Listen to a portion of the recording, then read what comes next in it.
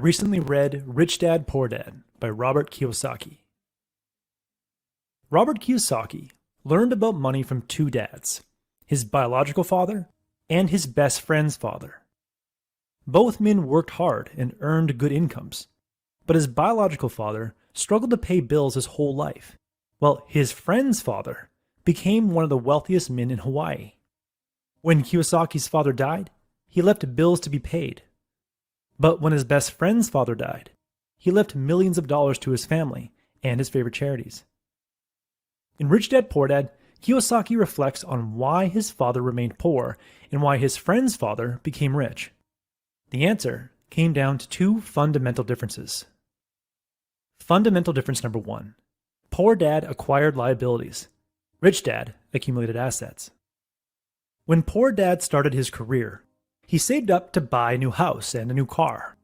Poor Dad assumed that a house and a car were assets, but like many middle-class people, he didn't understand the difference between assets and liabilities. Assets put money in your pocket, Kiyosaki says, and liabilities take money out of your pocket. It's that simple. Assets produce income, and liabilities create expenses. When Poor Dad bought a new home, he acquired new expenses: property tax, home insurance, home maintenance costs, and a mortgage. Most of Poor Dad's income went to paying down those expenses.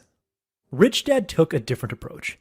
Instead of using his savings to buy a house or a new car, he bought income-generating assets. Rich Dad invested in a construction company, 2 restaurants, and a rental property. Rich Dad gradually increased his asset column while keeping his living expenses to a minimum. He drove a beat-up truck instead of taking out a loan to buy a new truck. He lived in a modest home and paid as little rent as possible. When Rich Dad eventually bought a nice home and a nice car, he didn't pay for them. His assets did. The recurring income from his businesses and his rental properties took care of his new home expenses and car payments. Poor Dad worked for money. Rich Dad made money work for him. Later in life, Robert Kiyosaki took this lesson to heart. When Kiyosaki was in his late 20s, he wanted to buy a Porsche. Kiyosaki was making good money as a Xerox salesman, but instead of using his sales commissions to pay the monthly Porsche payments, he used his commissions to make down payments on a few small rental properties. Kiyosaki only bought his dream car when he had enough income coming in from his rental properties to cover the monthly expenses from his Porsche. In the book he says, once a dollar goes into your asset column, it becomes your employee. The best thing about money is that it works 24 hours a day and can work for generations. Turn more of your money into great employees by reducing your expenses and acquiring income-generating assets. Don't focus your efforts on increasing your paycheck. Focus your efforts on acquiring assets. Look for good income-generating assets in 4 areas. Area number 1, businesses that can be managed by other people. Rich Dad owned several businesses that were run by other people. His businesses required just a few hours of his time each week. Kiyosaki says, if you have to work in a business, it's not a business, it's a job. See my book summary of E-Myth Revisited for more details on how to create a low-maintenance business. Area number 2, stocks and bonds that appreciate and pay dividends. Area number 3, income-generating real estate, like townhomes, apartment complexes, storage units, and commercial buildings. And area number 4, royalties on products and intellectual property, like music, art, and patents you create or buy the rights to sell. When income from your assets can cover your living expenses, you are truly wealthy. You no longer have to show up at a job you don't like just to pay the bills and survive. To paraphrase Buckminster Fuller, the measure of a person's wealth is the number of days they can survive without having to work. When you use your assets to generate the majority of your income, you pay less in taxes, a secret that all rich people know. For example, income from stocks held for more than a year are taxed at 15% instead of at the income tax rate, which can be as high as 37%. Real estate gains are not taxed at all if you use them to buy more real estate, thanks to the 1031 tax deferral in the United States. And assets purchased through a personal corporation, which is how most rich people purchase assets, are taxed at a lower corporate tax rate. Knowing that income from assets is taxed lower than income from your job is just one example of the second difference between rich dad and poor dad. Fundamental difference number 2. Poor dad was a type 1 investor. Rich dad was a type 2 investor.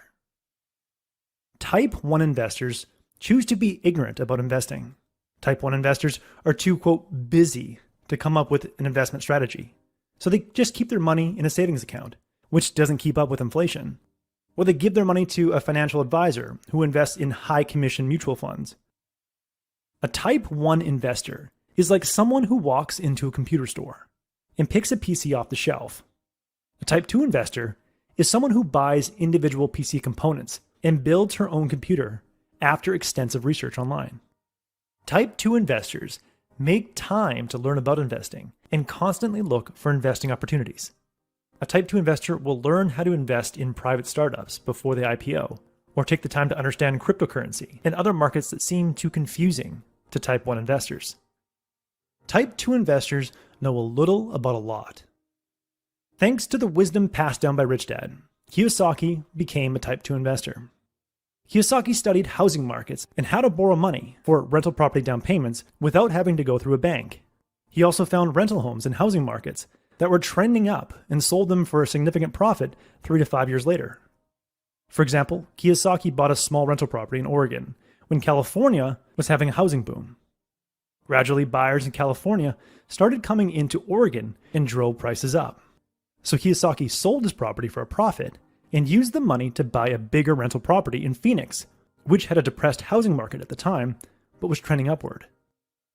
Become a type 2 investor by developing your financial IQ. Use your spare time to understand economic cycles, emerging markets, business fundamentals, and finance in books, seminars, courses, and podcasts. When you have high financial IQ, your mind is able to see investment opportunities that other people can't see. As Robert Kiyosaki says, there is gold everywhere. Most people are not trained to see it. That was the core message that I gathered from Rich Dad, Poor Dad by Robert Kiyosaki. This book will help you develop a strong financial foundation and understand how to make money work for you. I highly recommend it.